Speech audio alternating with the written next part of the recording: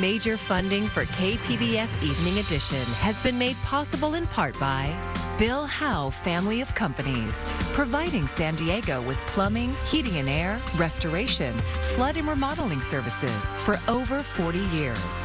Call 1-800-BILL-HOWE or visit billhowe.com.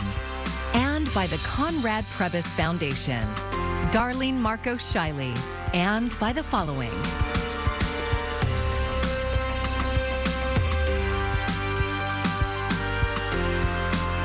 And by viewers like you. Thank you. Right now, the largest healthcare workers' strike in American history is underway. Thank you for joining us. I'm Maya Trabulsi. Today is the first day of a planned 3-day strike by Kaiser employees. Here in San Diego, 4,500 healthcare workers walked off the job. And KPBS health reporter Matt Hoffman is live in Kearney Mesa, where the picketers are. Yeah, Maya, this is one of 5 locations across San Diego County where this strike is happening. You can hear them behind us. They're chanting union power. They've been out here since 6 a.m. at these different locations. I want to show you what the scene looks like out here. They could be here all the way until Saturday at 6 a.m. We're at Kaiser San Diego Medical Center. Kaiser officials say representatives are still at the bargaining table negotiating. They do say that progress is being made with some agreements, and we actually just heard from Kaiser less than an hour ago with more progress. They say some tentative agreements have been reached around wage increases and a $25 per hour minimum wage. But still here, Kaiser employees are out here. They say that this strike was a necessary step.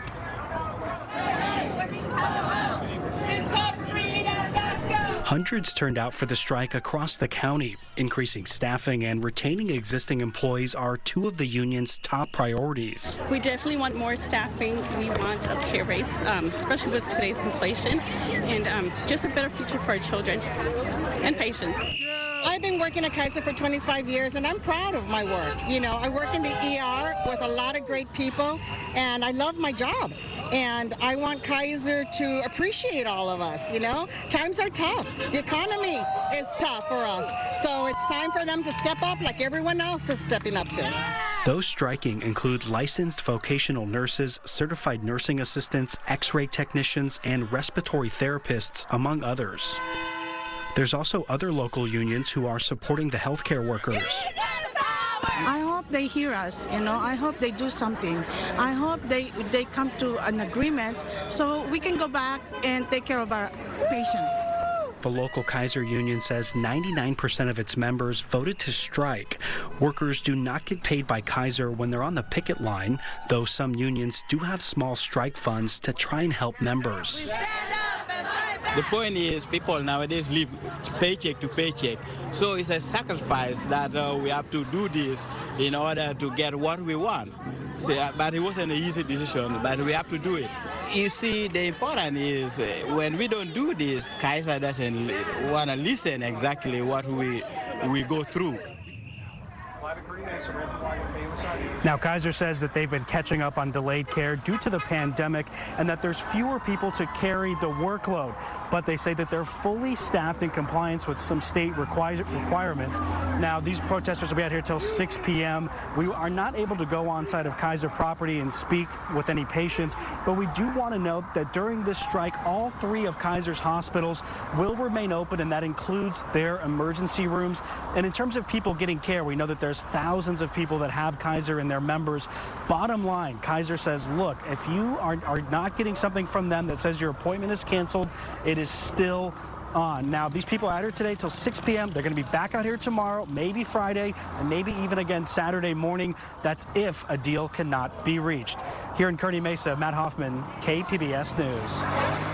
We're trending a little warmer out there and returning hot across the interior. Very warm late this week for many of us. This is the time of year when we can do this, though, with an offshore wind into the early fall here in SoCal.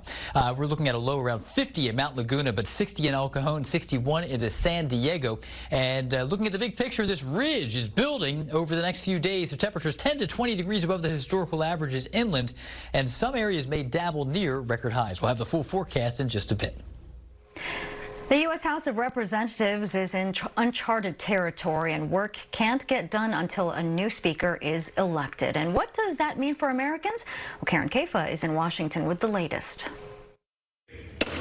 8 House Republicans standing by their votes to remove Kevin McCarthy as House Speaker and grind congressional business to a halt. There's a lot of angry people, but I would submit to you, when we get a new leadership in, we're going to be just fine. The current interim speaker can perform limited functions like recess, adjournment, and preside over the vote for a new permanent speaker, but legislation cannot move. You can't actually legislate on the House floor right now, so this effectively has frozen the country. With a new deadline to fund the federal government a little more than 6 weeks away, even some Senate Republicans are concerned about the lower chamber. To my colleagues in the House, follow your heart, but take your brain with you. A vote on a new speaker is at least 1 week away, and some House Republicans don't want to see it drawn out. Having our House adjourned when we should be putting appropriation bills on the floor and getting this country back up and running doesn't help anyone. A long fight could also unsettle Wall Street. Last week, Moody's warned a government shutdown could prompt it to downgrade U.S. debt, a move that could dent the entire U.S. economy. With a shutdown threat averted last weekend, another looms on November 17th. Democrats watching closely. A lot of work to be done. We need to move quickly and get this resolved from the chaos in the Republican caucus. In Washington, I'm Karen Kaiser. Constituents of the late Senator Diane Feinstein are paying their respects today. Her body is laying in state at San Francisco City Hall. She served as mayor for the city before her more than 30-year career in the Senate. Her close friend, Nancy Pelosi, was among the mourners. Feinstein's funeral is set for tomorrow. Oceanside's downtown is changing and new housing developments are being proposed, but how dense those developments will be is up for debate. Tonight, Oceanside City Council is voting on setting a density cap on housing developments despite state law. The density cap would set a limit on the number of units per acre that could be built. Council member Eric Joyce says state density bonus laws prevent the city from turning down dense developments. And now there is no density cap, so somebody could build as dense as they want to. This is a really important safeguard so that we can make sure the new developments that come down into the downtown area meet our housing needs by creating more affordable housing, but don't overly drastically change a downtown area. Data shows home values in Oceanside almost tripled in the past decade, a far faster rate than in neighboring coastal cities. The average home now costs more than $700,000, and the cap under consideration is 100 housing units per acre, with incentives for developers to include more affordable units. San Diego County is taking a new step to monitor sewage spills into the Tijuana River. County Air Pollution Control District announced today it will install sensors to measure air quality near the river valley, and those sensors will detect various compounds in the air which could pose health risks. The data collected will help determine whether air quality near the river is improving. The future is uncertain for a biodiesel plant that's been a flashpoint for neighborhood activists in Barrio Logan. The company recently shelved plans to upgrade their facility, and neighbors hope that means New Leaf Biofuels is considering moving. KPBS environment reporter Eric Anderson has more on what's next.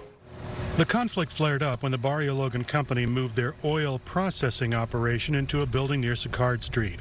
Turning used cooking oil into biodiesel fuel is a smelly business, and neighbors began complaining to local air quality regulators. Citations were issued, and the company sealed up the building and installed a charcoal-activated air filter system.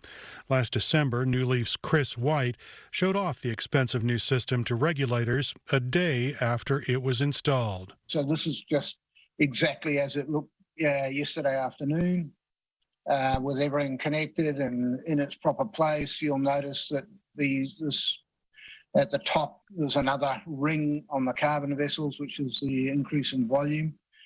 And I've just put that white arrow there so it gives a bit of an idea of scale. Those carbon vessels are 11 feet tall. The vents, fans, and 11-foot-tall carbon filters worked as advertised. The overwhelmingly pungent smells were largely eliminated, but the business still creates an odor. Neighborhood advocates say it's the wrong kind of business for this area. A heavy industrial biodiesel plant in the middle of a residential neighborhood, right? We have single-family homes right behind me here, an affordable senior housing complex to my right, and a preschool right around the corner. But company officials say they only located their business there because of state and city incentives designed to revitalize the enterprise zone in the Barrio Logan census tract. Company founder Jennifer Case said in a statement that the firms got along with neighbors and won awards from local officials. The statement said to make a positive impact in the world by displacing petroleum diesel with biodiesel made from recycled cooking oil. The fuel made at New Leaf's facilities is the lowest carbon diesel alternative fuel in the state, 85% better than petroleum. But Case concedes the expansion caused odor issues. The filters helped, but the company suggested building a pipeline under Sicard Street so oil wouldn't have to be moved on trucks. That plan was shelved after the community complained, complaints that Case heard directly at a public meeting in August. For many, many years, for decades, industry has operated in Barrio Logan in a way that's dismissive of community concerns or their quality of life. To be there, to hear and take that input from residents, even if it was uncomfortable, I'm sure it was, for her to hear, and then internalize that and take an action in withdrawing the permit, that's a big step. And it's a step, again, towards the healing of the neighborhood. New Leaf officials insist they've been good neighbors and were responsive once concerns were raised about the odors. Case's statement says the company only has positive intent for the neighborhood. Quote, in the meantime, we must also consider our thousands of restaurant customers, our ultra-low carbon biodiesel users, and our dedicated team of over 50 employees, unquote. The company is asking air quality officials and the Environmental Health Coalition to give them some time to make improvements while they find a new place to process cooking oil. Maria Fernanda Corral has lived in a senior apartment complex across the street from the plant for 8 years. She says the last 3 years have been horrible, and she wants the plant to move. We know for sure we do not have the 10 years they're asking for, and most of us, we don't. So it's a matter, for us, it's a matter of business, money, and probably greed. Corral says she and her husband locked themselves in their apartment during the pandemic in an effort to escape the smell. She says the filters do help. It did get better. You know, we have days that we can leave the windows open. My door is always open when we do have a good day. But then it always comes back, specifically evenings and weekends. Corral and others in the Barrio Senior Villas apartment complex are suing New Leaf Biofuels. They're asking the courts to award monetary damages and to keep the plant from expanding further. Eric Anderson, KPBS News.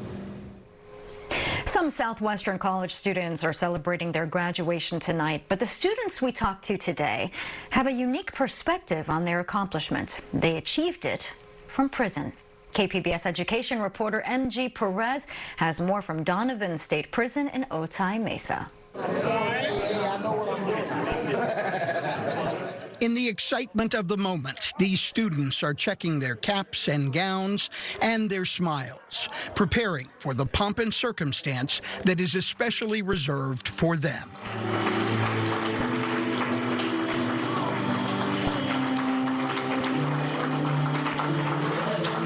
These men are inmates at the Donovan Correctional Facility, the state prison less than a mile from the Mexican border.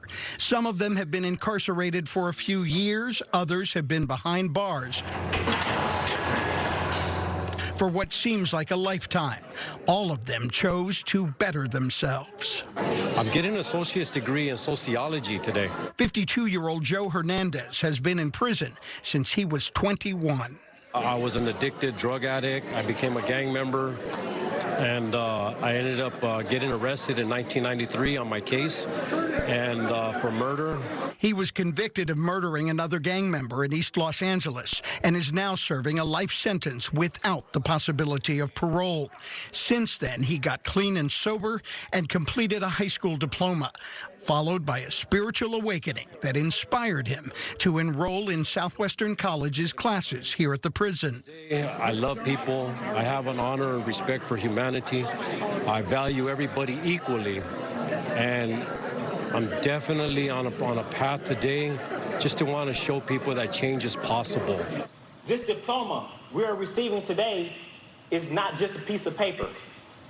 It's proof that you have the power to rewrite your own narrative.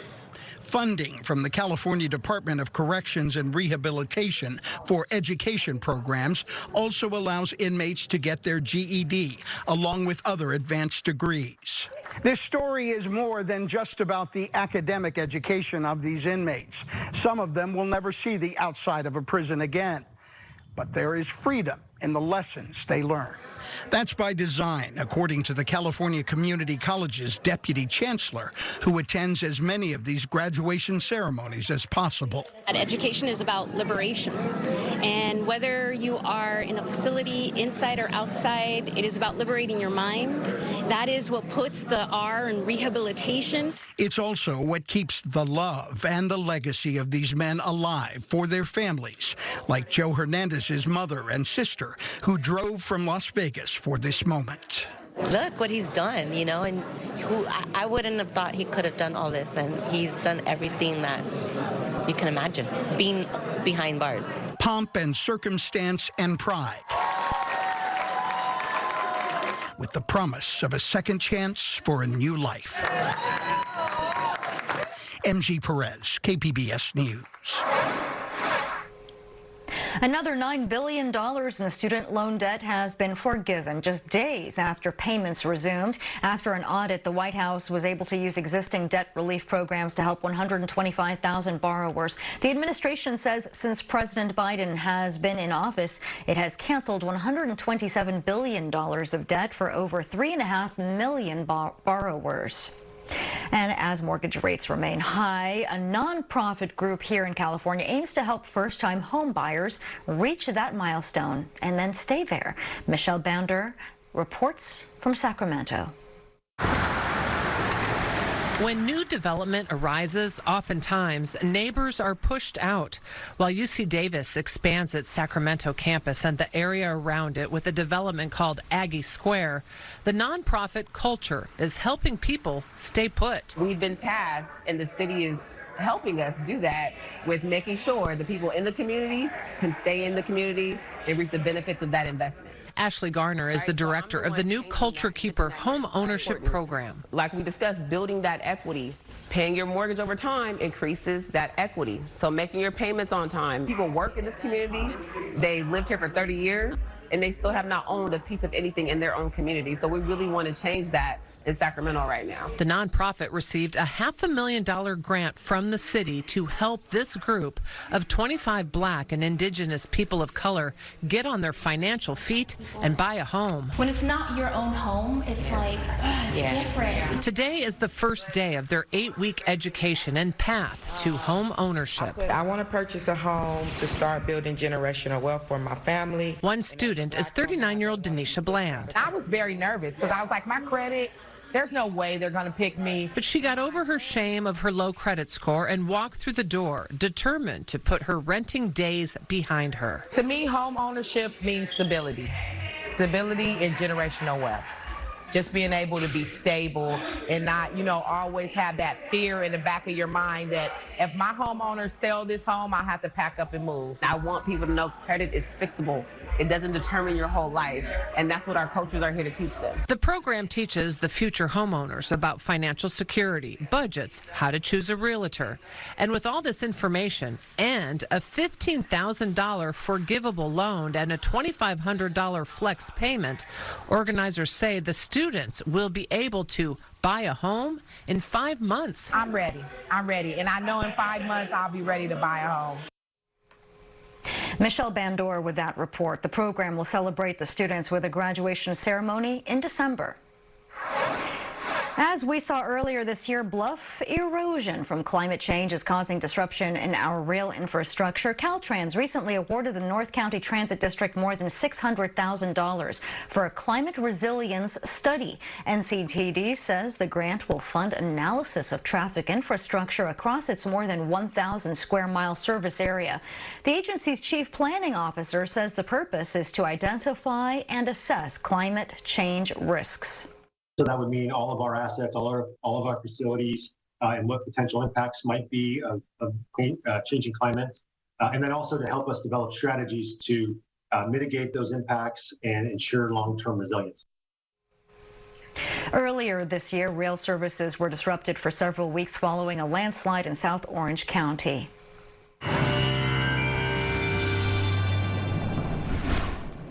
Well, we're dealing with some pretty significant heat building over the next few days here. Warming trend continues. It's becoming hot for some, and we're a little breezy right now, but the winds will gradually relax. It will be a bit of an offshore breeze that continues, though, and that allows us to stay warm right along the coastline. We'll look at those numbers in a bit. Patchy morning fog will be a concern along the coast, at least later this week into the early morning hours into the weekend. But for now, tonight, mainly clear, 61 for your low, and as we look at the big picture, the big ridge is sprawling across the western U.S. and the heat is building thanks to that offshore breeze.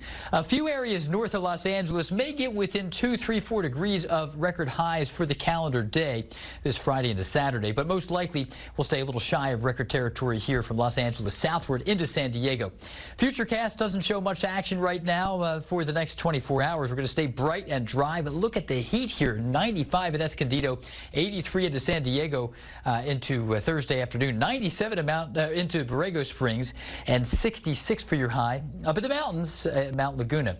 So as we get into the details here, temperatures hovering in the mid-80s for the next 2 days, 84 and 83 Thursday and Friday. Lots of sunshine, a few patchy clouds in the morning Saturday, low clouds, patchy fog, and then we'll get down into the mid-70s by Monday. That'll be a nice change after this warm-up. Inland areas spiking around 95 on our hottest day Friday, backing down to 90 on Saturday, 89 Sunday, at 87 degrees into Monday. So it's quite the variety here temperature-wise. Into the mountains we go, and here we'll spike in the upper 60s Friday for our warmest day, back down to 63 Saturday and again on Monday. A little breezy, but not as windy as we have been as we get deeper into the weekend, approaching the weekend. And the deserts, here's where we're spiking very close to 100 degrees, 99 on Friday, and then we back down to around 96 for Saturday and for Sunday.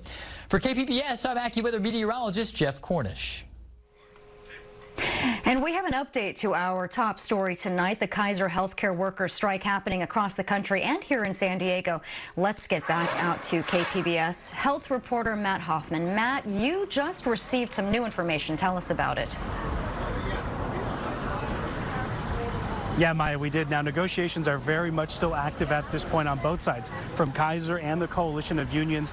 Earlier, we had told you that they had agreed upon a tentative agreement for a $25 per hour minimum wage in California.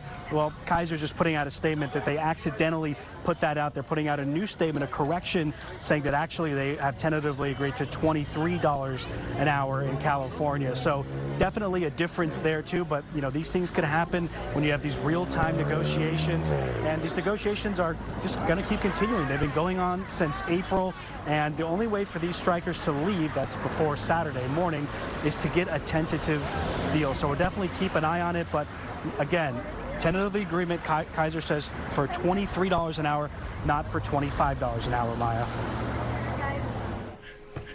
Thanks for that report, Matt. MLB playoffs are underway, and the San Diego Padres won't be making an appearance this year. But KPBS reporter Melissa May tells us in spite of the team's underwhelming season, fans set attendance records. San Diego Padres president of baseball operations and general manager A.J. Preller says this season felt like a missed opportunity. I think everybody has their own, kind of fluky stat or unlucky story from this year. But I'm a subscriber to the belief that, you are what your record says you are. And ultimately, we're not playing baseball right now in October. Despite the Padres not meeting expectations, Their fans helped set some franchise records. They're passionate about this club. I think it's because they believe in this team, they believe in the players. Padres fans set an all-time single-season attendance record at just over 3.2 million, breaking the previous record by over 215,000 set during Petco Park's inaugural 2004 season. I love interacting with the fans, having conversations. I love the back and forth I see on Twitter all the time because it means people care. The Padres had 61 total sellout games this season, including 59 at Petco Park. Also a new franchise record. We have players that people want to come see play, including Padres starting right fielder Fernando Tatis Jr. They were the biggest part of this baseball season this year, and I couldn't be more grateful with them. I feel like every day they were out there supporting, cheering, screaming, having fun, and interacting, and I feel like that's just part of the game, and I'm just grateful for that. Preller also announced that he and manager Bob Melvin are back with the team next season, and both are excited about the challenge of getting the Padres to the postseason next year. Melissa May, KPBS News. San Diego Humane Society is offering free microchipping during the month of October from now through the 31st. Pet owners can schedule appointment for a free microchipping at any of the Humane Society's 4 locations or pay $15 for a walk-in. The promotion takes place Tuesday through Sunday at Escondido, Oceanside, and San Diego shelters, as well as Tuesday through Friday in El Cajon. And here's a look at what we're working on for tomorrow in the KPBS newsroom. On NPR's Morning Edition, the new technology being tested on long-haul cargo ships to cut down on emissions. And KPBS Midday Edition has a preview of what to expect at this year's San Diego Italian Film Festival. And you can find tonight's stories on our website, kpbs.org. Thanks for joining us. I'm Maya Trabulsi. Good night. Major funding for KPBS Evening Edition has been made possible in part by Bill Howe Family of Companies, providing San Diego with plumbing, heating and air, restoration, flood and remodeling services for over 40 years. Call 1-800-BILL-HOWE or visit billhowe.com. And by the Conrad Prebys Foundation, Darlene Marco Shiley, and by the following.